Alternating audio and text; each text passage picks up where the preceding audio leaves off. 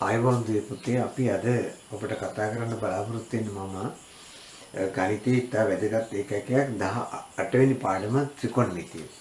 ත්‍රිකෝණමිතිය කියලා කියන්නේ ත්‍රිකේ නමේම තියෙනවා ත්‍රිකෝණයක මිතිය කියන්නේ මිනුම් ත්‍රිකෝණයක් සම්බන්ධව මිනුම් ලබා ගන්නා ක්‍රමවේදයක් ගැන තමයි මේ කතා කරන්නේ. මේකේ තියෙන වැදගත්කම ත්‍රිකෝණමිතිය කියන සංකල්පය විශේෂයෙන් අපි එදිනෙදා ජීවිතේ බහුලව භාවිතා කරන විෂය කොටසක්. විශේෂයෙන් මේ ඉංජිනේරු ශාස්ත්‍රයේ ගොඩනැගිලි ඉදිකිරීම ශාස්ත්‍රයේ ගොඩාක් බහුලව පාවිච්චි කරන විෂය කොටසක්. විශේෂයෙන් අපිට ළඟා වෙන්න බැරි ළඟා වෙලා මිනුම් ලබා ගන්න බැරි ගොඩාක් දේවල් වල මිනුම් ලබා ගන්න භාවිතා කරන විෂය කොටසක්. උදාහරණයක් විදිහට පොල් ගහක උස. පොල් ගහක උස අපිට මනින්න ක්‍රමයක් නැහැනේ. පොල් ගහක උස මනින්න බිමේ ඉඳලා මනින්න ක්‍රමයක් නැහැ. ඒ වගේම අපි කියමු කන්දක උස. කන්දක උස. ඒ වගේම මුහුදේ ඉඳලා ඈත තියෙන බෝට්ටුවකට තියෙන දුර. අනේ ඒ වගේ ළඟා වෙලා ගන්න බැරි මිනුම් ලබා ගන්න ගණිත කොටසක් තමයි ත්‍රිකෝණමිතියෙන් කරන්නේ. අපි ත්‍රිකෝණමිතිය ගැන කතා කරමු. ත්‍රිකෝණමිතිය හැබැයි විශේෂ ත්‍රිකෝණයක් සම්බන්ධ කරලා භාවිතා වෙන්නේ. ඒ තමයි ඍජුකෝණී ත්‍රිකෝණය. ඍජුකෝණී ත්‍රිකෝණයක කිසියම් ලක්ෂණයක් පාවිච්චි කරලා තමයි ත්‍රිකෝණමිතිය පාවිච්චි.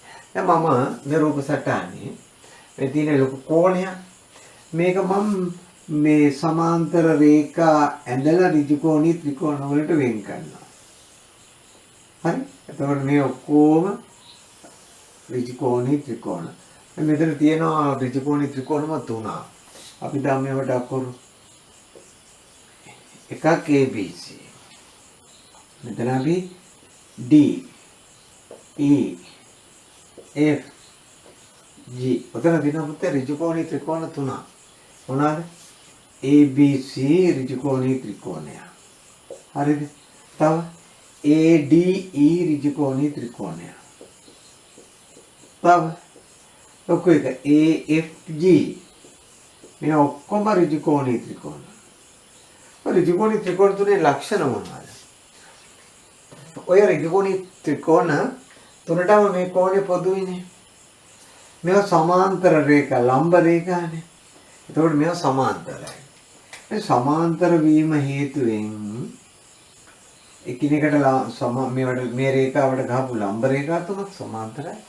මේ කෝණ සමාන වෙනවා. ඔයගොල්ලෝ දන්නා මේ කෝණ මොන කෝණද කියලා? අනුරූප කෝණ. එතකොට පුතේ ඒකෙන්ද මේ තියෙන්නේ සමකෝණී ත්‍රිකෝණ තුනක්. අපිට කලින් පාඩමක් කතා කරන්නේ සමකෝණී ත්‍රිකෝණ. සමකෝණී ත්‍රිකෝණ වල අනුරූප පාද සමානුපාතිකයි. ඒක නිසා මේ පොඩි ත්‍රිකෝණේ තියෙන පාද අතර අනුපාතයම තමයි ඊළඟ ත්‍රිකෝණයේ තියෙන පාද අතර. උදාහරණයක් හැටියට AC පාදයේ BC පාදයට දක්වන අනුපාතයමයි ඊට වඩා ලොකු ත්‍රිකෝණයේ AE පාදය ED පාදයට දක්වන අනුපාතය. මේ දෙකම එකයි. පාද දෙක විශාලත්වයෙන් වෙනස්. කවුද? අපි මේ දෙක අතර අනුපාතය. අපි ලියමුකෝ මෙහෙම. BC බෙදීම AC කියලා. ABC ත්‍රිකෝණය. AED ත්‍රිකෝණයෙන් අපිට ලියන්න පුළුවන්. දැන් මේ පාද දෙකට මේ පාද දෙකට අනුරූප පාද දෙක වෙන්නේ DE. එතකොට AC පාදයට AE. මේ අනුරූප පාද අතර අනුපාතය සමානයි කියන එක අපි දන්නවා සමකෝණී ත්‍රිකෝණ වලින්. දැන් අපි මේ ත්‍රිකෝණමිතික සම්බන්ධතා ගැන කතා කරන්න යනකොට අපි ඉස්සෙල්ලාම මේ ත්‍රිකෝණයක පාද නම් කරන විදිය දැනගන්න. පුතේ මම එක ඍජුකෝණී ත්‍රිකෝණයක් ගන්නම් මෙතනින්. දැන්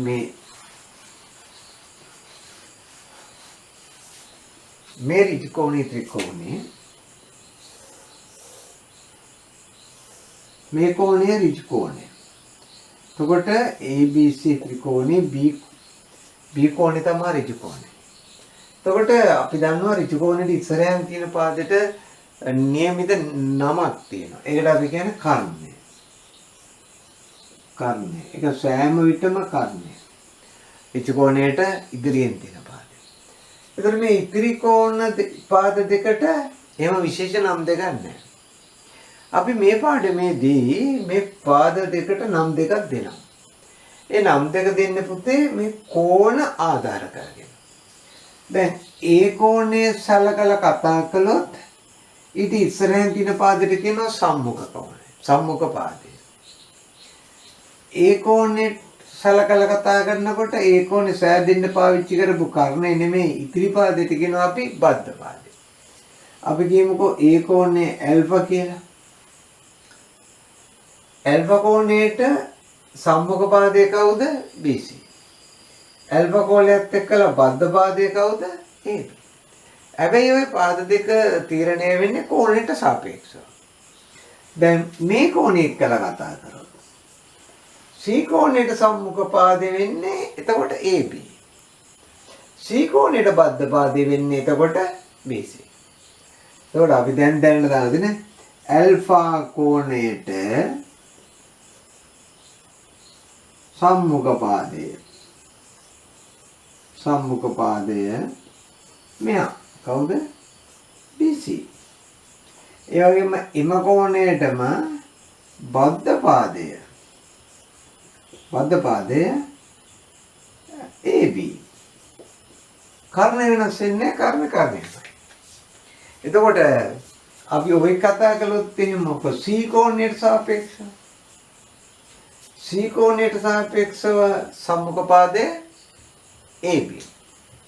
C කෝණයට සාපේක්ෂව බද්ධ පාදය BC. අන්න මේ දෙක හොයා අමුතර දැනගෙන ඉන්න ඕනේ. මේ සම්මුඛ පාදය බද්ධ පාදය කෝණ අණුව වෙනස් වෙන මොන කෝණෙද? ඍජු කෝණය එක්ක නෙමෙයි. ඍජු කෝණේ හැර ඉතිරි කෝණ දෙක. අපි මේ පාඩමේදී කෝණ ගැන කතා කරන්න පුතේ ඍජු කෝණේ හැර. ඒක වෙනස් වෙන්නේ නැහැ කෝණේ මේ කෝණ දෙක. මේ A කෝණයයි C කෝණයයි. දැන් අපි ඍජු කෝණී ත්‍රිකෝණයක මේ සම්මුඛ පාදය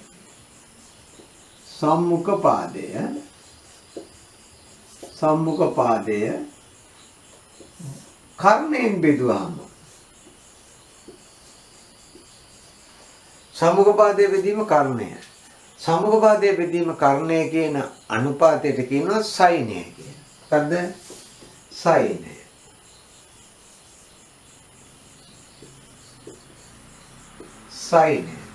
ඔය කෙටියෙන් ලියනවා අපි වැඩි හරිය පාවිච්චි කරන්නේ ඉංග්‍රීසියෙන් සයින් කියලා.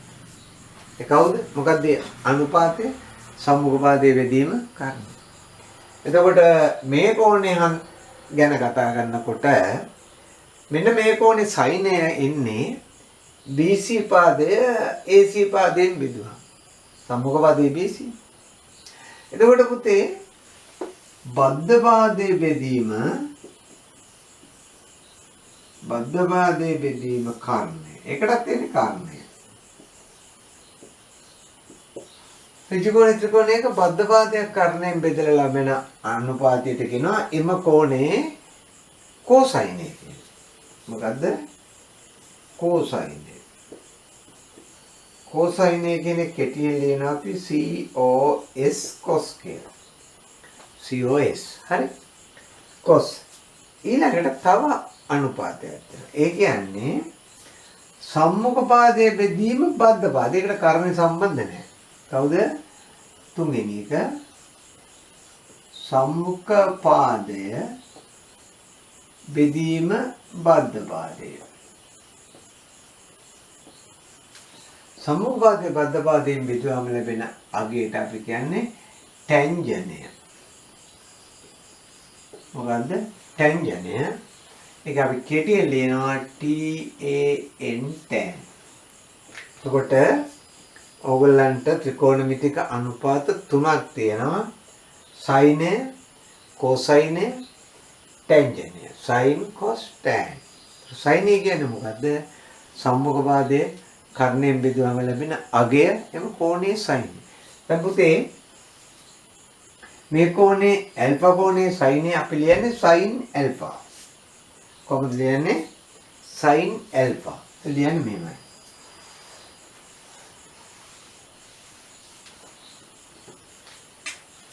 sin alpha. ඒ කියන්නේ ඇල්ෆා කෝණයේ සයින් එක. සම්මුඛ පාදයේ බෙදීම කර්ණයෙන් මම කෙටියෙන් ලියන්න. සම්මුඛ පාදය යටින් කයන්න මතක තියෙන සයන්න බෙදීම කර්ණය. කයන්න. සම්මුඛ පාදය කියන්නේ BC කර්ණය කියන්නේ මේ කර්ණය කියන්නේ AC. ඒ තමයි ඇල්ෆා කෝණයේ සයින් එක. ඒ විදිහට පිළියම් බලන cos ඇල්ෆා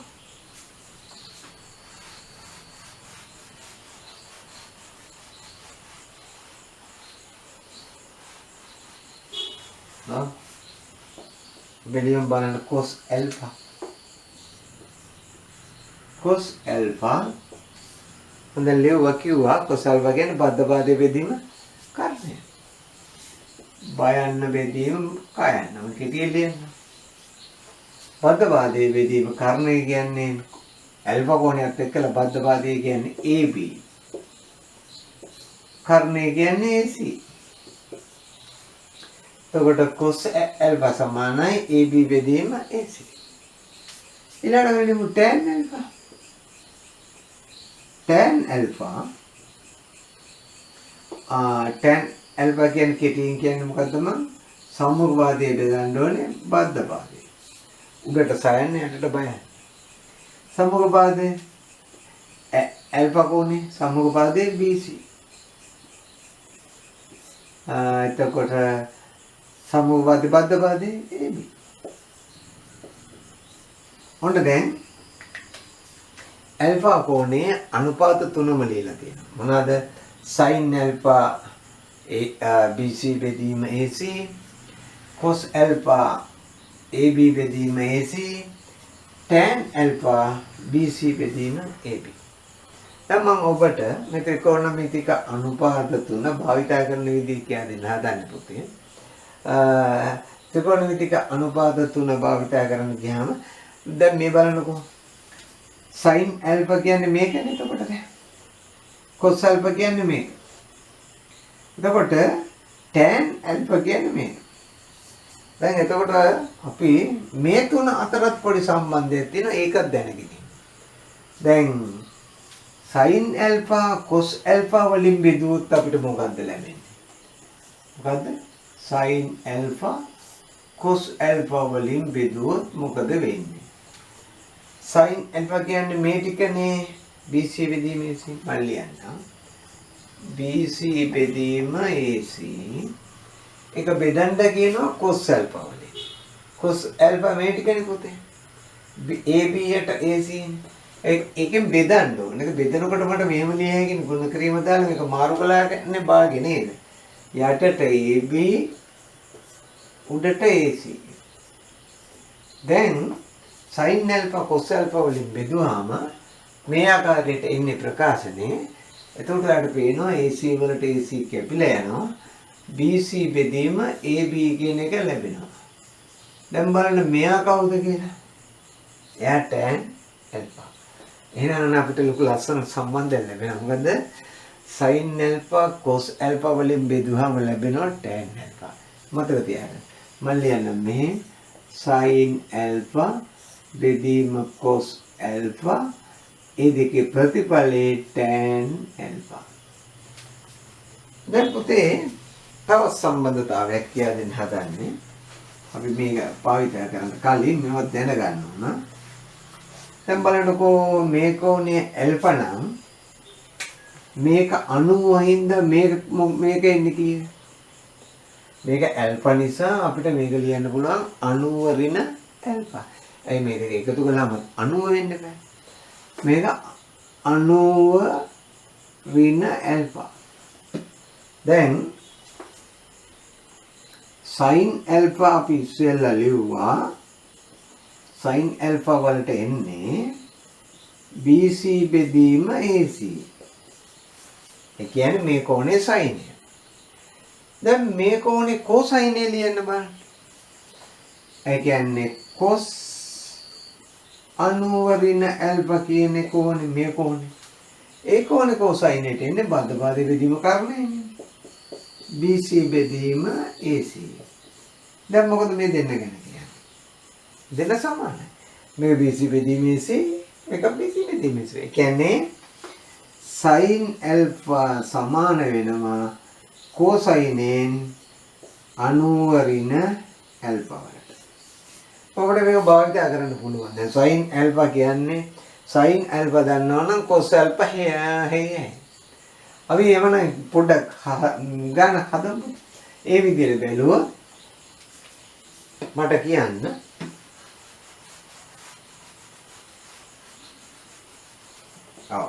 මට කියන්න sin 30 සමාන වෙන්නේ cosine කීයද? sin 30 සමාන වෙන්න ඕනේ cosine නම් 90 ඍණ 30. cos 90 ඍණ 30.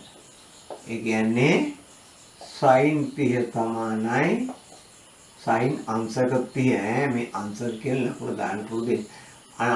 cos වලින් කීයද? 60ට. sin 50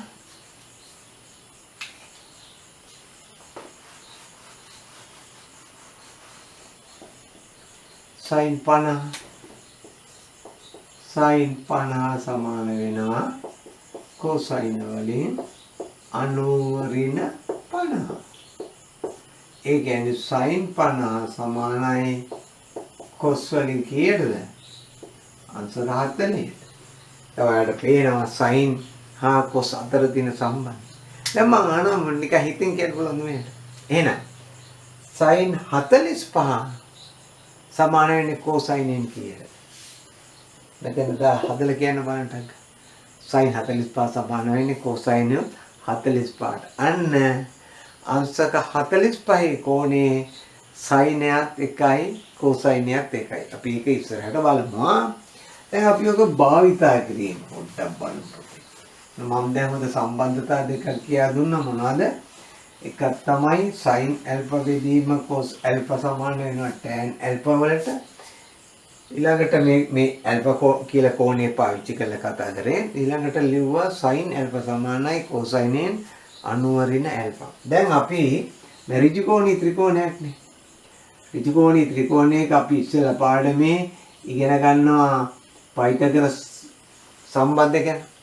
ඒකෙදි ඉගෙන ගන්නවානේ පයිතගරස් ත්‍රිත්ත. මේක එක පාවිච්චි කර මතකද ඒකේ තියෙන කුඩාම් පයිතගරස් 3 4 5 කියන පාද තුන. එක පාදයක් 3යි මේක 4 නම් කර්ණ 5ක් වෙන්න ඕනේ. අපි දැන් මේකේ දිග සෙන්ටිමීටර 3යි මේකේ දිග සෙන්ටිමීටර 4යි මේකේ දිග සෙන්ටිමීටර 5යි කියන. දැන් එනම් මට කියන්න sin alpha කියන sin alpha 4 බෙදීම 5. 5න් 4යි. භාගයක් විතර දෙන්නම් 5න් 4යි. ඔන්න මොකද දශම වලින් තිබ්බ හැකි 4 5න් බෙදලා 0.8ක් වෙනවා. පුතේ cos alpha කීයද? cos alpha වෙන්නේ 3 බෙදීම 5 5න් 3යි. ඊළඟට tan alpha කියන්නේ 4 බෙදීම 3. tan alpha සමූහ පාදයේ බෙදීම බද්ධ පාදයේ 4 බෙදීම 3 3න් 4යි. එතකොට ත්‍රිකෝණයේ පාද තුනේ දිග දන්නවා නම් සම්බන්ධ කරලා අපිට sin අනුපාත cosine tangent හේයි. දැන් මම පුංචි ගැටලුවක් දෙනවා මෙහෙම පුතා. ඔයාලා පුළුවන්ද මේකට උත්තරේ හොයන්න? මම කියනවා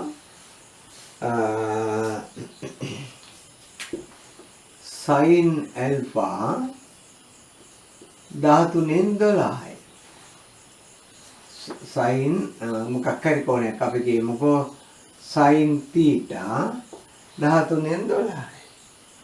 අයිට කියනවා මම cos theta කීයද කියලා අහනවා. tan theta කීයද කියලා. දැන් මම කියලා දෙනවා. එක කෝණයක අනුපාතය sin හෝ cosine හෝ tangent හෝ දීලා තියෙනවා නම් ඒ තවත් කෝණයක අනුපාතය ඒ කෝණයේ අනිත් අනුපාතයන් ගන්න කොහොමද කියන එක කියන්නේ. දැන් අපි දන්නවා පුතේ sin theta 13න් 12යි කියන්නේ. එහෙනම් ඔයා කරන්න ඕනේ අඳිනවා පුංචියට ඍජුකෝණී ත්‍රිකෝණයක් ඇඳලා එක කෝණයකට දානවා theta. දාලා දැන් sin theta 13න් 12නේ. 13න් 12 වෙන්න ඕනේ sin නම් සම්මුඛ පාදයේ වෙන්න ඕනේ 12යි. කර්ණය වෙන්න ඕනේ 13යි. ඊළඟට ඔයා පයිතගරස් ප්‍රමේය පාවිච්චි කරලා මේ පාදේ හොයන්න ඕනේ. හොයලා ඉන්න. ඔයා දන්නා 13 වර්ගේ 169යි 12 වර්ගේ 144යි මේ දෙක අඩු කරන්න ඕනේ නේ. 9න් 4ක් 5යි 6න් 4ක් 2යි 25යි 25 වර්ගමූලය තමයි මේ පාදේ 5යි. එතකොට පුතේ බැලුවම අපිට දැන් ඉතිරි දෙක දැල්ලේ. එතකොට sin θ 13න් 12යි නම් cos θ වෙන්නේ කීයද? cos θ වෙන්නේ ඒක දිහා බලලා ලියමු. 5 බෙදීම 13. 13න් 5යි. ඒ වගේම tan θ වෙන්නේ කීයද? tan θ වෙන්නේ 12 බෙදීම 5. ඒකින්ද ඔන්න දැන් මම පුංචි ගැටලුවක් දුන්නේ උතර මතක තියාගන්න. ත්‍රිකෝණමිතික කෝණයක අනුපාතයක් දුන්නොත් පුංචි ඍජුකෝණී ත්‍රිකෝණයක් ඇඳලා ඒ අනුපාතයට ගැලපෙන්න පාද සඳහන් කරලා ඉතිරි පාද හොයලා ඒ කෝණේ ඉතිරි අනුපාතත් ලියන්නට අපිට පුළුවන්. දැන් අපි තව පොඩ්ඩක් ඉස්සරහට යමු. අපිට දීලා තියෙන අපි පාදක දිග හොයන්න. අපිට මේම දීලා තියෙනවා. අපිට කියලා තියෙනවා මේ ඍජුකෝණී ත්‍රිකෝණේ මේ කෝණේ ඇල්ෆා කියලා දීලා තියෙනවා. අපිට දීලා තියෙනවා මේ පාදයේ සෙන්ටිමීටර් 8යි කියලා. අපිට කියනවා මේ පාදයේ සෙන්ටිමීටර් 8යි ඊළඟට දීලා තියෙනවා ඔයාට sin ඇල්ෆා සමානයි අපි හිතමුකෝ 5න් 3යි කියලා. sin alpha 5න් 3යි කියලා දීලා තියෙනවා. මෙහෙම දීලා කියනවා මේ AC පාදේ දිග හොයන්න. එතන AC පාදේ දිග හොයන්න අපි දන්නවා මේ තියෙන්නේ මේ කෝණය එක්කලා ගත්තාම සම්මුඛ පාදේනේ. එතන මේ තියෙන කර්ණයනේ. එතන මේ කියන්නේ හොයන්න ඕනේ. දීලා තියෙන පාදේ හොයන්න තියෙන පාදේ දීලා තියෙන කෝණේ සම්බන්ධ කරලා අනුපාතයක් ලියන්න. එතන මේ කෝණේ දන්නවා ඇල්ෆා වල sin A දන්නවා 5න් 3. ඒතර මේ පාදේ දන්නවා මේ පාදේ දන්නේ නැහැ. එහෙනම් මොකද්ද ලියන්න ඕනේ? මේ පාදේ බෙදීම මේ පාදේ sin ඇල්ෆා. කවුද? BC බෙදීම AC සමානයි sin ඇල්ෆා. දැන් sin ඇල්ෆා කියන්නේ 5න් 3නේ. එහෙනම් මේ පැත්තට ලියන්න ඕනේ අපි 5න් 3 සමානයි BC බෙදීම BC කියන්නේ 8 AC. බලන්න. දැන් අපිට බොහොම පහසුවෙන් හරස් ගුණිතේ දාලා AC වලදී හෙයියයිනේ. කොහොමද දෙන්නේ? 3යි AC සමානයි 8 5 40යි. එතකොට AC වල දිග බලන්න පුතේ 43 බෙදෙනවා. හරි? එතකොට AC වල දිග අපිට ලැබෙනවා 3 1යි 10ට 3 9යි එකක් ඉතුරු ආයි දශම තිතත් කියලා බින්දුව 13.3ක් විතර වෙනවා සෙන්ටිමීටර්. එතකොට අපිට ත්‍රිකෝණමිතික අනුපාත පාවිච්චි කරලා මේ කෝණයක අනුපාතය දීලා තියෙනවා නම් පාදයක දිග ගණනය කරන්න පුළුවන්. අපි තවත් එකක් බලමු. අපි දැන්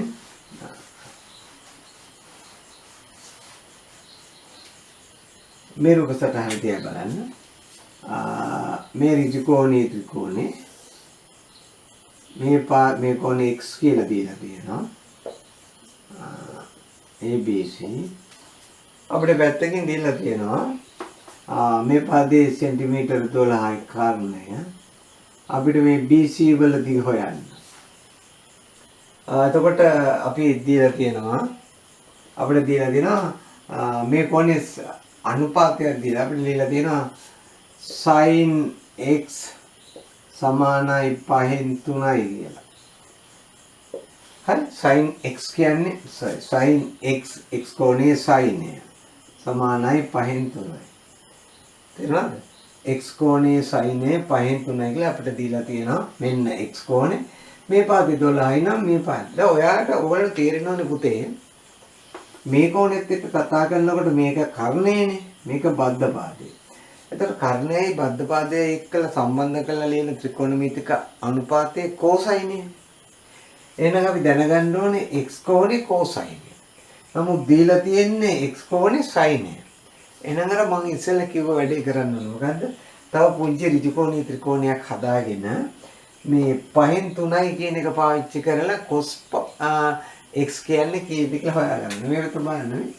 ඇන්දරි ත්‍රිකෝණීය ත්‍රිකෝණය x දැම්ම sin x 5න් 3යි නම් කර්ණය 5 වෙනකොට සම්මුඛ පාදේ 3ක් වෙන්නේ. ඒකනේ sin x 5න් 3. එතකොට ඔයගොල්ලෝ අර පයිතගරස් ප්‍රමේය සම්බන්ධ කරලා මේ පාදේ දිග හොයාගන්න. ඔයගොල්ලෝ මේ සංඛ්‍යා තුන දන්නේ නැවනේ අපි නිතරම කතා කරන්නේ. එහෙනම් මේ පාදේ වෙන්නේ කීයද? සෙන්ටිමීටර් 4යි. දැන් අපිට මෙතන sin x 5න් 3 ඉඳලා අපිට දැන් ලියා ගන්න පුළුවන් cos x එන්නේ කීයද? 5න් 4යි. දැන් අපි ඕක පාවිච්චි කරලා මේකයි. අපි ලියනවා මේ රූප සටහනේ හැටියට cos x සමානයි BC බෙදීම AC. දැන් cos x දන්නවා මෙතනින් 5න් 4යි. 5න් 4 සමානයි BC හොයන්න ඕන. AC කියන්නේ 12යි. ඉතින් අර ඉස්සෙල්ලා වගේ දැන් හරහට ගුණ කරමු අපි. 5යි BC සමානයි 12 4. එතකොට 5යි BC සමානයි 48යි. BC බලන්න පුතේ 48 5න් බෙදනවා. එතකොට අපිට එනවා 5 වරක් 9 45යි 3ක් ඉතුරුයි. දශම තිතක් තියලා බිඳුව ගත්තම 30ට 5 වරක් 6. වෙන්නේ BC වල දිග 9.9. එතකොට අපිට පුළුවන් පයිතගරස් මේ ත්‍රිකෝණමිතියෙන් දැන් එක වැඩක් කරන්න මූලික වැඩක්. කෝණයක සයිනේ හෝ කෝසයිනේ හෝ ටැන්ජනේ හෝ අනුපාතය දීලා පාදයක දිගකුත් දීලා තියෙනවා නම් ඉතිරි පාදේ දිග හොයන්නට පුළුවන්. අපි දැන් ඔබට මම ඊළඟට කතා කරනවා ඉතින් දැන් ඉස්සෙල්ලා පුළුවන් ත්‍රිකෝණමිතික අනුපාතය කියන්නේ මොකක්ද කියලා කියා දුන්නේ නේද? දැන් ඔයාලට වැඩක් කරන්න පුළුවන්. මේ 18යි 2 අභ්‍යාස කළා.